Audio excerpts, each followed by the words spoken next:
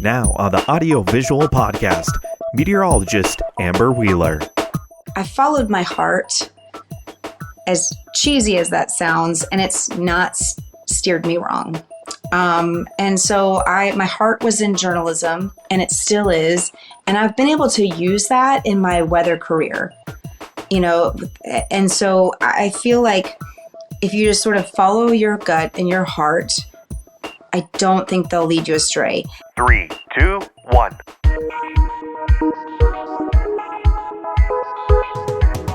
Welcome to the Audio Visual Podcast, a podcast where you can get in-depth interviews with broadcasters, marketers, streamers, gamers, small and large business owners, and more. The podcast that shows everyone has a creative side, no matter what career field or hobby you do. Hello, everybody. Welcome to the Audio Visual Podcast, and something new now. We're going to try video a little bit here and see how it goes. And it's awesome that I get to speak to the one and only Amber Wheeler, a meteorologist here in North Dakota for several years. And we're going to talk about her career here throughout, I guess, starting in North Dakota and going on to the future of her career, too. First off, Amber, I have to say thank you very much for taking time to come on this podcast. Once again, it's kind of a new hobby for me, and it's much appreciated that I get to interview you, I guess. So thank you.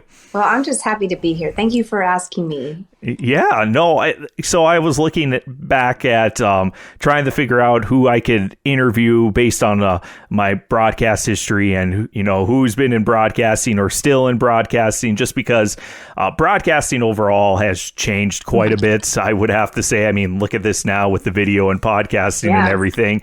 And here was one of the names that came up because I know I've worked with you in the past when I worked at KH&D Radio in Harvey for a little bit with Rick Jensen and all that. Mm-hmm. So it's much appreciated that I get to do this, and I hope you're excited as I am to get this rolling for this interview. I am. I'm excited to talk to you. I was like, are you sure you got the email right here, or like you want me? Like, well.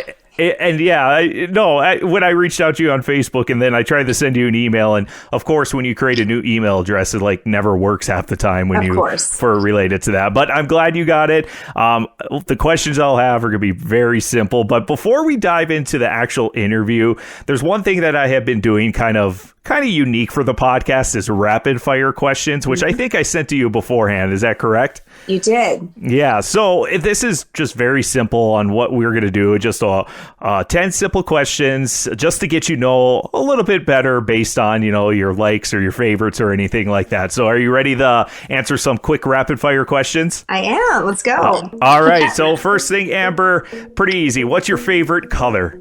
Blue. Blue. What's your favorite food? I really thought long and hard about this one, and I would say sushi. Sushi? I don't like sushi. Sushi. I can't even say it right, so that's good that I don't like it. What is your favorite movie or TV show? Well, it changes a lot, but right now it's The Last of Us on HBO. That is a good one. I think they are doing very well. Have you played the video game? I have not, and I didn't even know it was a video game until last week. Really? Really? Yeah. Well, I've heard nothing but good things about that, of the adaptation from the video game to the actual, I guess you would say, the TV show for that. Yeah. So that's a good one. What is your go-to karaoke song, or what's your favorite song? Okay, so my go-to karaoke song, I sing it all the time at karaoke bars with Alicia Huck, and no one should ever hear this ever again, but it's Zombie by the Cranberries.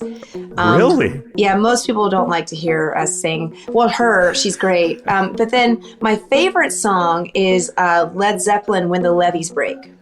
Really? Okay, so you got two unique ones, no doubt about that, and yeah. I love hearing that. So, by the way, Alicia, it's just for all of our listeners and all that, Alicia Huck is one of your great friends that you worked with for several years, right? Yep, she's the anchor on Good Day Dakota. We've known each other for many years, and she's turned into what I call my sister friend. Oh, that's awesome to hear. So there you go. So when you see Amber and Alicia out singing some good old songs, it's the Cranberries, it looks like. What's your favorite game? This could be a board game or a video game or anything of the sort. I love playing cards. I love the game Shanghai. What is Shanghai? Could you explain that? It is hard to explain. It's a card game, and you just have to have 3 of a kind, 4 of a kind. It was hard for me to. It's hard to explain it, but anybody who's listening to this, who knows what Shanghai is, knows how addicting it is. Okay. If I ever get to see you, I will show you how to play Shanghai, and I'll bring you a sushi that I think you'll like. Okay, sounds good. And I could probably Google Shanghai too with the card game, right? So you can, yes. I'll put you up to that. I'm curious now, both on the sushi and also the card game. Yeah. So this next question has been stumping a lot of my guests. What is a good spy code name for you? Okay, I actually did a quiz online to get this because I was trying to be creative, and in my I was just coming up with nothing. Apparently, and you answer all these questions about yourself. Domino Sparks, whatever that means. Domino Sparks. What website did you use now? I'm curious. I just Googled. And it's like, what's your favorite food? What do you like to do? Domino Sparks is apparently my code spy name. That actually sounds very legit now that you said that. So when you go down to New Orleans, it's not Amber Wheeler, it's Domino Sparks. Yeah. There you go. What's your go-to lazy dinner? Ground beef. Aaron and I, my husband eats very healthy during the week. Mm-hmm. Ground beef, rice, veggies, and some kind of sauce mixed together. Really? I mean, it's just so simple. Wow. We used to count our macros. So I just make a bunch of ground beef on Monday, like 2 or 3 pounds. Mm-hmm. And then sometimes we'll eat off on it during the week. That's my lazy dinner. Oh, that's pretty easy now that you mentioned. I've never thought of making like 2 or 3 pounds of ground beef and then use it for meals throughout the week. That's a good idea. Prep your protein and then you can add whatever you need during the week. That's what we do. Wow. Awesome. What would your 12-year-old self think? Would your 12-year-old self think you were cool now? My 12-year-old self would be scared because if you told her you're going to be on TV someday, she would think you're lying and that you're playing a joke on her and would have been scared. I never wanted to be on TV. So I don't know if she would think I was cool. She'd probably be scared that I evolved into this. She's like, what am I doing in life? I bet when you look back, it's just crazy. Like, I'm never going to do TV and all. Look at this here, like doing TV, doing weather and all that. That has to be just kind of looking back, kind of mind-blowing, I guess you would say. It is mind-blowing, yeah, to just come where I have here on air. And we're going to dive more into that here shortly. Got 2 more rapid fire questions. Yeah. Would you rather sleep in late or take a long nap at midday? Sleep in late. Sleep in late. Now, you were a morning person before, I guess, and now you're back to evening. So is that still, would it change based on that? Even when I was working mornings, I still just never wanted to sleep during the day. I love being up. I love being up early.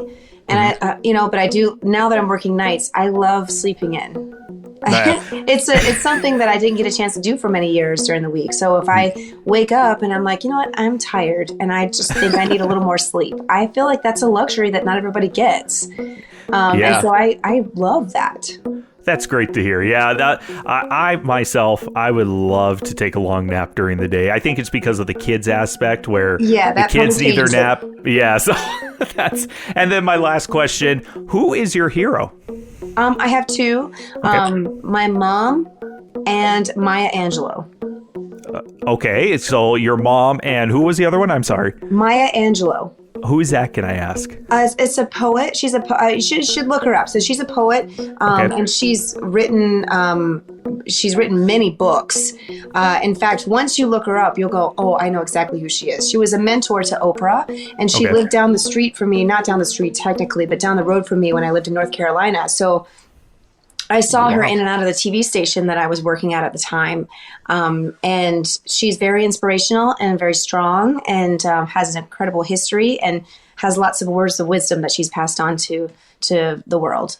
Wow. I love hearing that. So I'm definitely going to Google that. Now I have a few things to Google. Sushi and Shanghai. Maya Angelou. Yeah. Wow. So first off, I want to say thank you for doing the rapid fire questions. I always think that's always fun to just something unique, I would have to say. They really get to know you better. And thank you for doing that. I'm glad you got the spy code name down. I'm telling you, you should go down to New Orleans, and that should be your That's perfect my lower name. third. Yeah. So we're going to just kind of, talk a little bit about how you started going from where you were, probably from, high school to college, all the way through how you are here in North Dakota in meteorology, and then, continuing your career over down to New Orleans. I guess my first question to start things off, what inspired you to pursue a career in meteorology? Well, my story is not like a typical meteorologist story. A lot of meteorologists like to tell you their beautiful story of I was a child and maybe a weather event changed things for them, or they met a meteorologist who came to their classroom and it changed things, or they knew because they watched on TV and it just sparked an interest. And ever since then, they're like, that's what I'm going to do. That was not me. I actually wanted to be a war correspondent, and I went to school for that. Wow. And so that was my dream, was to go overseas. I didn't really want to be on camera. It wasn't something that I sought out. I wanted to be more of like a producer. Mm-hmm. So out in the field, and I supported causes where victims of war were helped out. So I did a lot of studying of counterintelligence, counterinsurgency. I was very interested in that, and journalism, and how those things kind of come together. So I went to school for news and documentary, actually. I also briefly went to school for terrorism analysis as well. Wow. And so what happened was the raw story that I'm giving you here. I was married to someone who was from Minot. Mm-hmm. Okay. And we decided to move back to North Dakota so he could finish school. So it was right after the recession. And I am getting to why I became a meteorologist, I promise. No, you're fine. Yeah, this is good details. This is a story I don't tell a lot of people because, one, it's detailed, and two, it gets deep. And sometimes in just like a everyday conversation, or I see somebody in a bar, I don't need to go that deep with them. They may not need to know that. I just say I came for the job, which isn't a lie. I just sort of gloss it over. But I came so he could finish school here, so we could pursue careers afterwards. Well, I came here and gave my tape to Jim Olson of what I could do. I had worked at a TV station in North Carolina, and I covered weather, but I wasn't a meteorologist. And so when he called me, I had worked at Ebenezer's, came here January 2012. In March of 2012, he called me and said, well, we have a weather position open on the weekends. I was really confused by that because where I come from, I had never seen anybody do weather that was not a meteorologist. So I was a part of weather coverage, but it was more from the technical aspect behind the scenes, if that makes sense. I wasn't a meteorologist. I was the director at a TV station. So basically, I said, I'll give it a shot. I was a weather anchor. I worked the first summer with Tom, and I realized just how important it is what we were doing. And I fell in love with the science. And I realized, wow, this is really powerful stuff. And I watched Tom cover a lot of severe weather with a lot of passion because he cared so much about how people felt during severe weather. And this was the year after the flood, too. Mm-hmm. So there were a lot of folks who were very emotional about a lot of things, understandably so. And so I decided to go back to school because I just felt a calling that summer that I did this with Tom. And so I thought, another friend of mine who I worked with at a TV station in North Carolina was like, you should try it. And, what's the worst that could happen? You get a little more student loan debt, and I'm like, yeah, okay, let's add to that.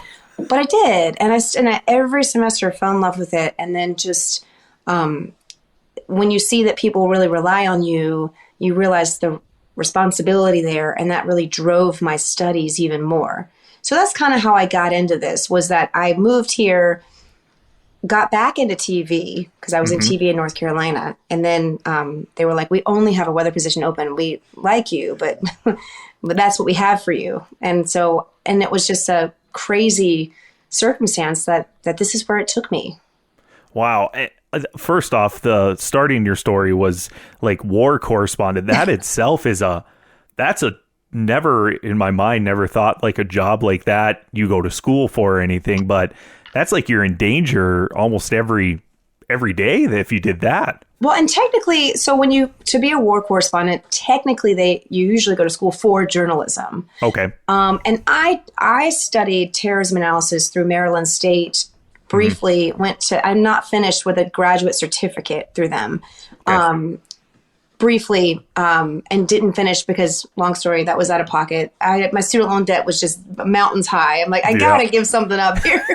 And that was more for like interest in sort of current state of things and learning more about terrorist organizations around the world, because I was fascinated with what was happening. So there's a lot of things I just threw at you there.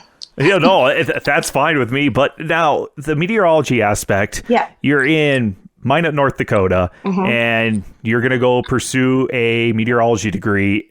Was that all online then? Yes, I went through Mississippi State. Okay, and was it was a 4-year degree too, that you did everything online, virtual classes, all that, so all online. That's just mind-blowing with meteorology on that, because it was tough. And it was a second. So I went to school originally. I had my first degree, and I could add on to that. So I didn't have to go to school for 4 years. Okay. I went for part-time for 3 years. So I was able to go part-time for 3 years and still work full-time at KX. That's pretty good. Pretty flexible. It was, and it was great. And it was learning that online is really tough. So, and they understand that. So I have a lot of friends who are my study buddies, and there are a lot of meteorologists around the country that I can point to now and go, oh, she was my study buddy. The chief in Denver, the CBS in Denver, Lauren Whitney, she was my study buddy. We both learned online, and it is tough without someone else's help. Thermodynamics is not something that, we had a class, we had a teacher we could talk to. But that one-on-one to not have that was tough. So we really relied on each other. Well, and I think that just shows the character you are, for sure. You like how a change in career, and all of a sudden you're like, well, I'm going to do this online. And it shows that, working with people, even though they're virtual, it has really helped you grow, I guess you would say, based on that, starting from virtual to learning everything to where you are going here soon. So kudos to you, Amber. Well, thank you. Thank you. So how do you stay up to date with the latest weather developments and advancements in technology? Because, growing up, I think it's changed so much in the last 20 years, just from North Dakota weather stuff. So how do you guys all stay up here in North Dakota, just say right now? Yeah. Well, it's important to stay up to date on the latest trends and technology. You can do that through the weather community, just the weather community in general. Like, we all network really well together through watching the news out of, let's say, even NASA and their latest satellite launches, or the National Weather Service. We're partners with them.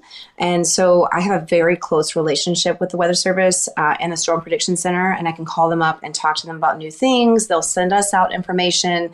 The American Meteorological Society is another place to really tap for new information, new journals, new papers that are written all the time that I can go and kind of read up on. I try to find something new every week to go seek out, whether it's a journal or it's an online article or something that maybe expands my knowledge a little bit, or maybe tells me something I don't know, because there's so much out there changing on a regular basis. So from what it sounds like, because of the resources in the community of the meteorology group, the latest and greatest doesn't need to be right in your station, your TV station, because you can use the other resources from around the nation, I guess you would say, right? Yeah, and like as far as locally in our station, we have a weather our weather company is called we call it WSI, which is the old name of the company, but they're the Weather Company, I believe, is what they're called now. Okay, very original. Very original. And I think they also might come up with spy names as well. So, but they provide us with our ability to make weather graphics and ability to pull in data. Okay. So those also get upgraded every so often. We get software updates, and every few years we actually replace our computers. So we make sure we have the latest, greatest, everything's running good. And so that's also a great place that they're on top of the latest technology. And of course, they're always trying to sell you stuff. So they're like, hey, there's this new thing. Would you like to buy it? And of course, I'm going to management going like, hey, what do you think? And I have done that many times. I've presented them with like, we need this. They'll say yes or they'll say no. And so locally, on the local level, we have the best of the best that we could get. Love it. Love to hear that. Now, a typical day of a TV meteorologist, what would you say then from preparing to a weathercast to delivering the actual forecast on air? What's your typical day look like? Well, now that I'm on nights, my typical day is I go in about anywhere between 1 and 2, depending on the day. Yep. And so Tom and I talk every day. So we're always on the phone with each other talking about the forecast. I go in and I start literally just working on the forecast as soon as I get in. Looking long range, looking short range. I make the 7 days and I make a few different short range forecasts. I try to decide what am I going to do in my show? How am I going to stack my show? What's my story of the day? There's always got to be a story of the day. About 2:30, we usually in the middle of my forecasting, I then have to figure out what am I going to tease. So, usually I know, but we do teases at 2:30. Tom goes on the air at 4 p.m. And he does the 4 o'clock and the 5 o'clock. And then I go on the air at 6. From 6 to 7, and then I do the 9 and the 10. And so I'm basically working on graphics or working on our computers. We constantly have to do computer maintenance. Or I'm working on a story. I have a weekly piece I do. Or also just general research for my show. 7 o'clock I go to dinner, and then I come back about 8:30, and then get ready for the 9, and then do the 10. And then we leave about 10:45 or so.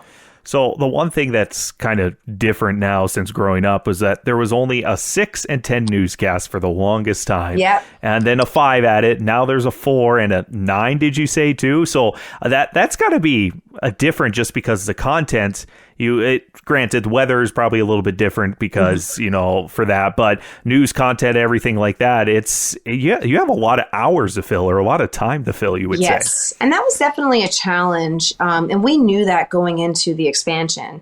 It's a real opportunity when you get that extra time to take advantage of that as a station and go, what can we do to serve our community? And so we've really restructured how we do things. And when Tom is out, I do his shows. When I'm out, he does my shows. So you have a long day of just talking and trying to figure out how am I gonna make my shows different too.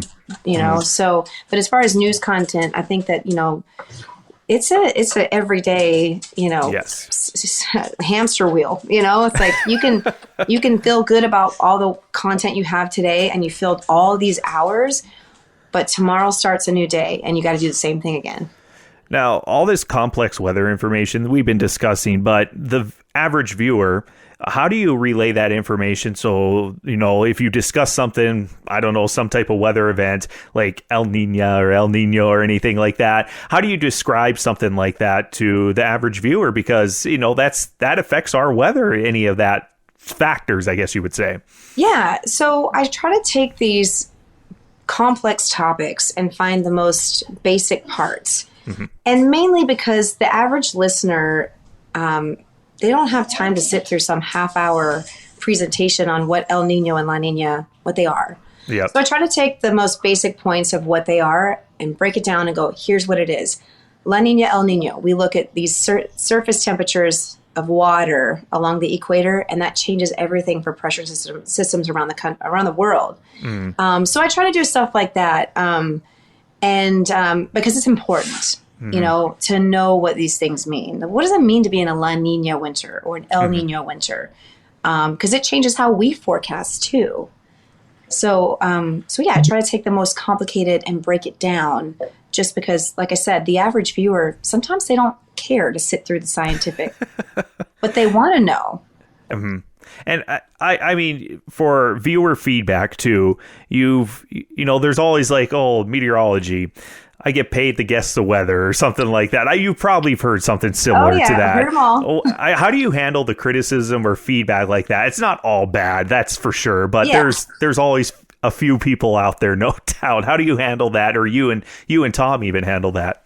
Well, the whole oh, it must be nice to be wrong all the time and get a paycheck. Those are not going to go away. No. And that's just what you tell yourself. It's never going to go away. It's a stereotype. It's a trope. It's, and you just have to smile and move on, and because if I were to be bothered by it every time I heard it, it would ruin my day constantly, because it's said a lot. And sometimes it's said being funny and not meant to be mean, but it's degrading to what you do. But I just let it, I let it roll off my back. Not to say that there aren't things people can say that can hurt me, but those things, I just know they're not going anywhere.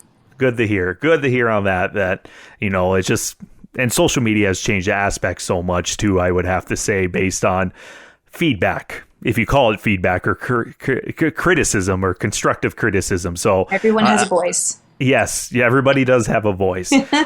Before we kind of dive into like social media aspect and everything, I wondering if you could share an example of a challenging weather event that you had the forecast, and how did you approach it? Because North Dakota weather, it's so quick sometimes for late night evening severe storms or a blizzard that lasts 4 days in April or anything like that. Yeah. What's a challenging weather event that you had the forecast, and how did you approach that? I'll say there's a couple of different types of challenging forecasts that there's a lot of different challenging forecasts, but two in particular that I can think of that really, get me every time. How am I going to communicate this?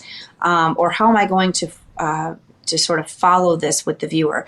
One is when you have severe weather overnight and you're trying to communicate to folks who are sleeping, they're not watching you, or you're trying to find ways to get to them before they go to bed. Like, listen, this is going to be a big deal storm.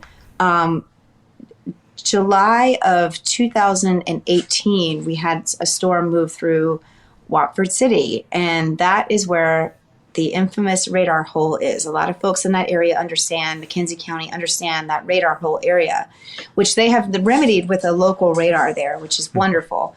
And there was a fatality there. I was working that night, and I remember following that storm, looking at velocity, looking at radar signatures, and just having the challenge of trying to figure out what was happening on the ground, knowing that my radar beam was so much higher than I needed it to be. Even the Weather Service was like, they did not know a tornado was on the ground.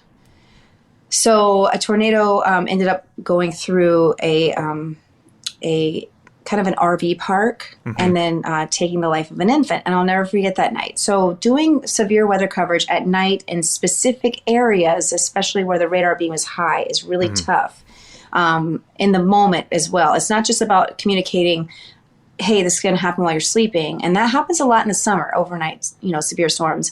But also communicating at the time with the available information that I have. Another instance that really is tough to communicate is when we have these snowstorms. Sometimes you can have a one-day snowstorm, and this happened to us this year. You can have a one-day snowstorm that dumps 18 inches in one day on one area. Or you can have a 4-day snowstorm that dumps the same amount of snow. And so people want to know, how much am I getting? And so it's easier for me to tell you when that storm is 1 or 2 days. But when that storm is potentially 4 days long, like the April snowstorm, people get really mad at you when you're like, I am still, I cannot tell you how much this is going to end up being, because we're now asking me to give you an exact after 4 days. We don't do that even in normal snow events. Like, we'll give you a general range, and then it turns out to be 24 inches, and they go, you didn't see that. And it's like, well, here's the thing. This was 4 days out, 2 days in, the dynamics changed. And so trying to communicate that with the public, how this works without boring them too, because the science is not always fun to listen to for some people. You're talking to all different types of people. Some people love hearing it. Yep. And that's where the trust comes in. You got to have trust, and trying to earn that trust is really hard. So those are the challenging ones, I would say, that, get tough. And I think you hit the nail on the head, because sometimes you hear people complain that, oh, why'd you interrupt my favorite show? Granted, but I think it shows the aspect that this is important because, yes, it may not be affecting you now, this storm, but it's affecting someone now in a different location. And like the Watford City tornado, that was an example where it's like, this is important now. There's a reason why we have to communicate to get this word out before and then also right now, I guess you would say. Yeah. Yes. Wow. Oh, yeah. Yeah. So, and our viewing area is very huge, too. I don't think people realize that. I mean, we go to just west of Devil's Lake to the Canadian border, to a county or two in to Montana, to a county into South Dakota, to just west of Jamestown. So we've got one of the largest DMAs, we call them DMAs for coverage areas, in the country. So when we have a tornado that's going through, let's say Harvey, for instance, and someone in, Dickinson is watching, they're mad because they're like, that's so far from me. But we're like, well, we have to get this information out. And one day a tornado is going to come barreling for your house. I'm going to do the same for you.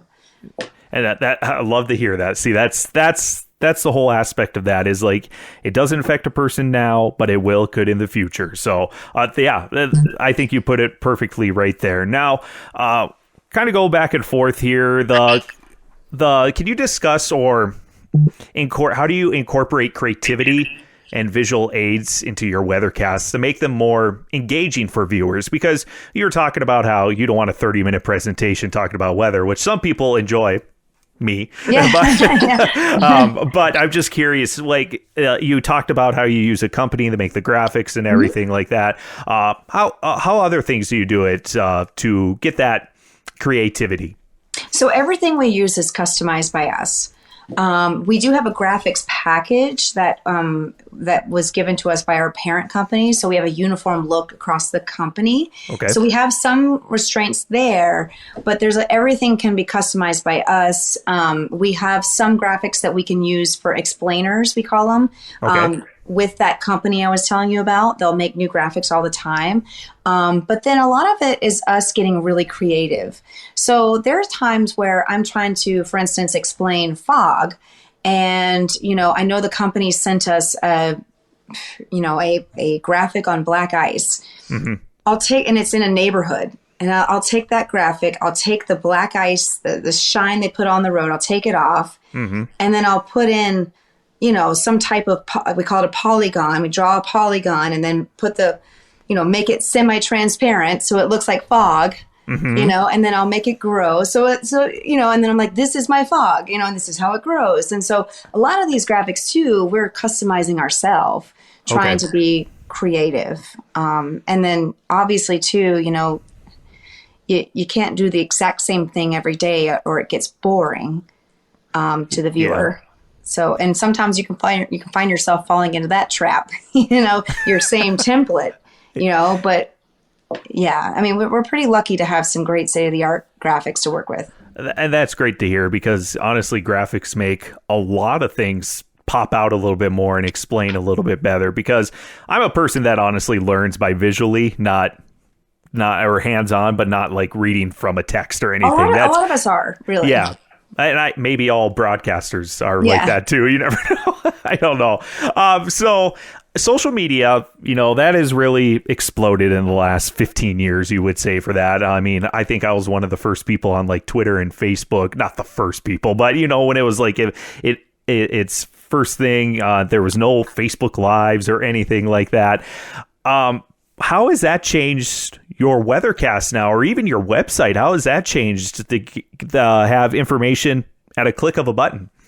So, digital is the way of the future. I mean, actually, I can't even say the way of the future. It's the way of now. At KX, we actually have a whole digital team now, whereas when I first started in news, that was unheard of. We might have had one person that maybe ran the website and social media. Well, we've put a lot of stock in a whole digital team. And so it also changed the way I think as well. So I know that I'm going to talk to people on the air, but I need to find them digitally because they're not always watching us. And actually, it's an opportunity to find more people who don't traditionally sit down to watch news. And that's what our station has done too. We use Facebook, we use, Twitter. Yep. Instagram. I've been starting to use TikTok a little more, but like Yeah. that's just more dabbling for fun. Yep. It's just, for me, I use social media as, how do I find you? I need to find you, and that is how you do broadcast now. As I need to find you, because there's a fire hose of information coming at people all the time, and it's not appointment news anymore. No. So it's my job to find you. And at the same time, the information that's online cannot be accurate either. So it's trying to find a reliable source also. Exactly. So it's not only finding you, but trying to convince you that I'm trustworthy. Yes. Yeah. There's You're also trustworthy. I believe you. There's also that hard part sometimes too. Now, if I'm not mistaken, like a few years ago, did KX do a lot of TikToks every now and then, like in the morning or something like that? Actually, so that was one of our morning reporters. He was getting into TikTok, Aaron Fields. And so we would do TikToks for fun. He would beg us to do it, and we would all roll our eyes because we were so tired, or, morning crews just like always constantly tired. But we would do it. And he knew what, it was the wave of the future then. And like, he understood that. I mean, I know there's controversy about TikTok, but there are people there. Yes. And that's, you go where the people are, whether you like it or not, that's where the people are. Yeah. And I think you put it perfectly right there too, because what's the biggest social media platform right now? It has to be TikTok, the way everybody's over there now, but there's always a next big thing in 5 years, always is. Yeah. So it's always going to be evolving. Yes. Yep. How do you continue to grow and develop as a meteorologist, would you say? That's a good question. Because I am still trying to do that on a regular basis. I am still trying to study. Honestly, the reason I'm moving on is to grow in a different way. And, I made the announcement today that I'm leaving KX. And I want to study a new type of meteorology, which would be tropical meteorology. So sometimes you have to move. And for me, I also, for the last, 11 years, I would, constantly be researching, and I watch people all the time. Every day that I work, I'm always popping into somebody's newscast around the country to see how they're explaining things, to get new ideas and hone in my own skills. And I just don't think that you can stop doing that. Even Tom Schrader still is honing, still trying to do new things for himself. After being in the business for as long as he is, you'd think that he'd feel pretty like, I'm good to go, right? No, he's always trying to like hone in his skills and try to do the next best thing for himself. And that's what I'm trying to do. Does your, Tom or supervisor, do they ever bring you in and go over a newscast or a weathercast that you've done in the past and critique you? Because I remember doing that in radio all the time. Yeah, they do. And it can get tough. We haven't done it in a while. But I've done that before, and Tom has critiqued my work. Tom has had me critique his work, which is not easy, by the way. I'm like, I can't say anything. I'm sorry. I just, we try to critique each other. Yes. And especially when we have a new meteorologist, we try to sit down with them and critique them as well. And we always tell them, we're getting critiqued all the time. Don't think that this doesn't stop. No, it doesn't. I guess even in this podcast aspect, it's just like, I'm going to critique myself, and then, putting it out in public is always the most scary part, I think, just because what are people going to think? But how else do you grow and develop without having other people watch it or listen to what you're doing for your job or career? You got to lean into the scaries, Yes. But I will tell you, you're doing a good job so far. Thank you, Amber. For whatever that's worth. This interview's about you, not me. You got to remember that. So your next chapter, New Orleans, and I have to ask how this came about, just because I know you already said tropical weather, something different. We have no hurricanes up here. Maybe hurricane force winds every now and then, but no hurricanes. Yeah. How did that all come about? I'm very curious. Back in late October, I got an email from the chief down at WVUE, which is where I'm going to be headed. And his name is Bruce Katz. And I remember looking at my inbox going, why is Bruce Katz in my inbox? Like, I knew who he was. Yep. And he said, hey, Amber, just wondering what your deal is. I've been watching you, just would love to chat with you or something like that. Yeah. It was a quick little something. And I was like, what? And so, and my contract was coming up. And so I had to start making decisions for myself at the time. You always, on TV, you think in 2 to 4 year increments because you sign contracts in TV. So my contract was coming up. And so I had to decide, am I going to stay or am I going to move on? And so talking to Bruce, I called him that week and talked to him. Then had the next day I spoke with the news director, and the next day spoke with their former chief, who was David Bernard. I don't know if you know who that is. These are weather gods that I'm talking about here. And I just felt so good about it, but still it's like, wow, New Orleans, man, what a dream market to be in. But like, why do they want me? And so, anyways, I went down there they asked me to come down for an interview in December. Mm-hmm. I went down in early December and just fell in love with the station and the culture and everything they had to say. And I could tell that they weren't BSing me. Like, I've been around TV long enough to see what I need to see to go, this is a well-oiled machine, and of course there's things you can't see until you work there, but still I felt good about it and I felt good about the city. So came back, talked to my husband about it, for a while. A couple hours after I got off the plane, I got the job offer. Oh, wow. And they said, give us, we'll give you a little time, think about it. And so thought about it with my husband that weekend, and he looked at me and he goes, we're going, aren't we? Because I can see it. And I was like, I really want to do this. I do. This is such an opportunity. The team was amazing.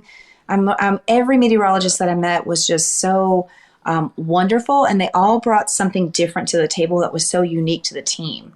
And I thought, this was such a great team to work for. The chief was really supportive, just like what I have right now. And so I thought, if I pass this up, I will say, what if, for the rest of my life. And so I said, I just have to do it. And here we are. There you are. Wow. What market is New Orleans now? Because each station, of course, or each area has a network. So what network will you be in now, like ranking wise? 50. So 50. For your listeners and or viewers, there's about, I think it's 210 or 212 TV markets is what we're calling it, is what we call it, across the country. And it's based on how many people are inside your market. And you're ranked, the highest number is the lowest amount of people that you would reach. And your number ones are going to be New York. 2 is Los Angeles, I think. 3 is, I think, Chicago. New Orleans is 50. So it's up there. Well, when I think of New Orleans, that's a big city. Growing up in North Dakota, that's for sure a big city, no doubt. Well, we're market 141 here. Okay, so not the low, but not definitely not super high. Yes. Yeah. Why? I guess going back on the discussion going to New Orleans, your husband, your support from your husband, and I would have to say for my radio broadcast career, my wife has been my rock when I moved from station to station. Granted, it was in North Dakota, not New Orleans or anything like that, but having her support has been always great. And your husband just sounds great of what he's like, supporting you 130% or more of going to New Orleans. How has that been, I guess, because is he from North Dakota, right? He is. Okay. Aaron is from Minot. So, and that's where I met him. So this was not something that he ever thought he would be doing. Okay. And so he is, I think in the beginning he was like, man, I don't know, that's really far, and I kind of let him feel his emotions and, and he said, what a great opportunity for you, and who am I to want to hold you back from that? And that made me love him even more. My husband is a comedian. If you've ever met him, I don't know if you've met Aaron before. I don't think I have, actually, like person to person. I don't think I have. Yep. He's a comedian. He's the class clown, and he finds comedy in everything and makes everybody laugh. And so, of course, he's already found comedy in him leaving his cold weather climate and going to this hot, humid place. So I think he'll be fine. He is excited about his new opportunities. He's going to try to, he's in construction. So it's one of those, like, he may fall back into that or find something new. And he's an artist as well. So this is a great place for him to be. So I'm grateful to have him. And when you're in broadcast, and as you know this, when you're in broadcast, your spouse, you ask a lot of them. And I've asked a lot of him. And I can't tell you how grateful I am that he's always said yes. Okay, let's do it. That's great to hear that the support that you have is immense, not just from your professional career, but your personal side too for that. So great to hear on that. And the broadcast side, it's always a little bit different. Late nights, getting up early, traveling, and it's just so much. And kudos to both of you on this huge achievement, I would have to say. So I'm excited for both of you. I think everybody's excited for you, no doubt about that. Thank you. I'm excited. I'm scared. I'm everything, but I think this is a good move. And didn't you just say something about being scared or something like that not too long ago, where it's a good thing to get yourself out there? It's so true. You got to lean into the scaries, Yes. So lean into the scaries. I love that quote. I have no clue why, but I don't know. It just rolls off the tongue. Lean into your scaries. So we're just going to kind of wrap it up here very shortly. But the one thing I want to ask is, people that are looking into broadcasting, and let's say meteorology, young people or people that are looking at a career change or anything like that, what do you want to tell them, since you kind of had that story where you did a career change and everything from one degree to another? What do you have to say for advice-wise? I'm glad you asked that, because I think that when we get out of high school and we feel this pressure to go to college and choose what we're supposed to do for the rest of our life. And while the parents are thinking student loan debt, figure out what you want to do and only get that one, that's true. But like, my story is a good one. I think that, I followed my heart, as cheesy as that sounds, and it's not steered me wrong. And so my heart was in journalism, and it still is. Mm-hmm. And I've been able to use that in my weather career.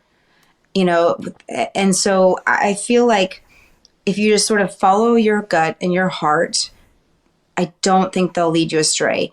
And don't be afraid to lean into the scaries. I was nervous. I went back to school to be a meteorologist when I was 29, which is still very young, by the way. But in terms of like going to school, we think you're supposed to figure that out when you're 18 or 20, what you want to do. It's okay if you don't. It's okay if you want to change your mind and go back to school. And my dad taught me that at a young age. He went back to school when he was 40.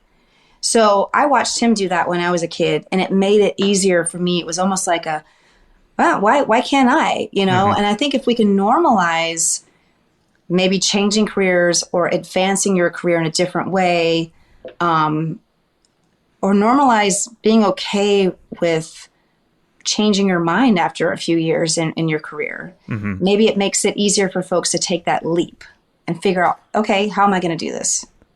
And I think the world right now and the market and everything, it is a scary leap of faith, you would say sometimes, if you're going to change your career, but you never know. It might be for the better. And I think you hit it perfectly, that whatever you have a background in now, it can still be used in some way or form in your future endeavor that you're looking into. I agree 110% on that, Amber. So that's awesome to hear on that. Great advice for everybody looking into what they're going to do, hopefully in the future here. One last thing here, and I was looking at some of our pre-interview questions, and you traveled to North Korea. I thought, I don't even know what to say about that. So could you explain kind of what that's all about? So when my sister was in the military, she was in the Air Force, and wherever she went, I went, except for Iraq. They won't let you go there, apparently, or wouldn't let you to. But yeah, and that's a joke. I didn't try. But she was stationed all over. And when she was stationed in Korea, I was like, I'm coming to see you.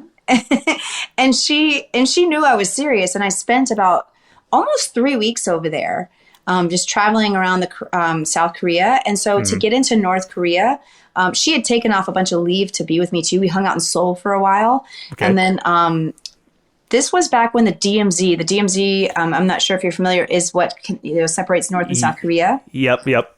And this was during the Kim Jong-il phase, which is the father of Kim Jong-un, who is now, the dictator of North Korea. Yep.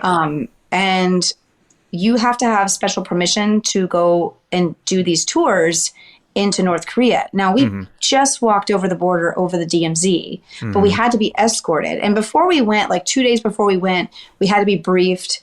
I was wearing a hat, like a beanie, because it was in the winter. It was in January. It was cold. And the beanie had like a puma on it. You know, the Puma logo. The logo. Yeah. Okay. Just the logo, no words. And they looked at me, the person who was briefing, he said, you can't wear that hat because it's propaganda. And the North Korean soldiers don't want their, or the North Koreans don't want their soldiers to see any propaganda. So we couldn't wear anything with a label or logo or anything like that. When we were driving in, they took us on a bus. We couldn't take pictures. So this was in the early 2000s, and this was before everybody had like the really nice camera cell phones. Yep. Okay. You couldn't take your camera. I had a camera. I wasn't allowed to take pictures because the North Korean soldiers, I was told at the time, they said they're going to have their guns trained on you. And if they see your lens, they're going to think that it is a scope and they could shoot you.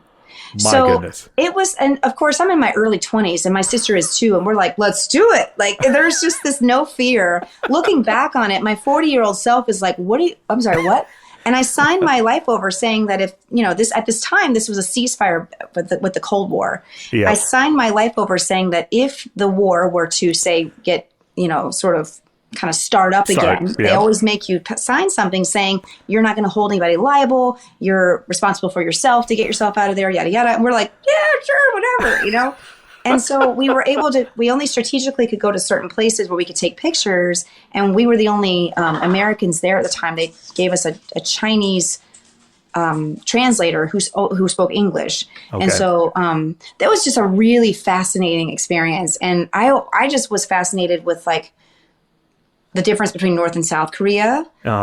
Was studying that a lot. And so, and yeah, it's something I'll never forget for the rest of my life that I got into North Korea. One of the few Americans that have been able to, because that's not something you can just do anymore. No. I think some Americans have been able to fly into Pyongyang for specific reasons, which is a city inside. You can fly in there. You have to have specific reasons. I don't think that's a thing anymore, but the DMZ is now closed. Okay. But the UN buildings that are on that border, I was able to get into. And when you walk across the border, you have to walk in a single file line, and you have to stare at the person in front of you, the head of the person in front of you. You're not allowed to look around because they do not want you to look at the North Korean soldiers. It was looking back on it, it was the wildest experience, but my sister and I were too, like, I mean, we were young and we understood what we were doing, but like looking back on it now, it's like, wow, I can't believe I did that. It was so like cool, crazy, and like, wow. But I almost would do it again because it's culture, it's history, like stand still, and I'm fascinated by it. I think that just describes the person you are perfectly, just based on what you are from career-wise to personal-wise. And I could never go to North Korea, but like you said, that was what, in early 2000s? Early 2000s. Different time back then. So no doubt about that. My last question is there anything else you would like to add? You know, the good old broadcast question that everybody asks. Yeah. I just want to say, I mean, this is a good place for me to say thank you to the viewers of North Dakota. Thank you for trusting me for so many years and being so kind to me. I will never forget my time here. This is a bittersweet exit for me. I have this amazing life, so I'm leaving a lot, which is scary. But I'm so grateful for the time I've had here, all the classrooms I've been able to talk to, the ag shows I've talked to, the radio hosts that I've been able to talk to on a regular basis. You know, the stories I've been on where people tell me, you know, their storm stories, and they get vulnerable with me, and you know, just the amount of love that I've felt for this state. I never in a million years thought I'd ever do this job, and people know my name, and that's just the weirdest thing for me. And I'm also like grateful for that, and I'll never forget it, and I'll always cherish it. And this will always be a special place for me. I just want to say thank you to anybody that's listening to this that ever watched me. And if you don't know who I am, that's okay too. That's all right. Because I don't want to, because there's people who don't. And that's, you know, not everybody should, you know? No, Amber, that was well said, and we're gonna miss you up here in North Dakota. That's a no-brainer.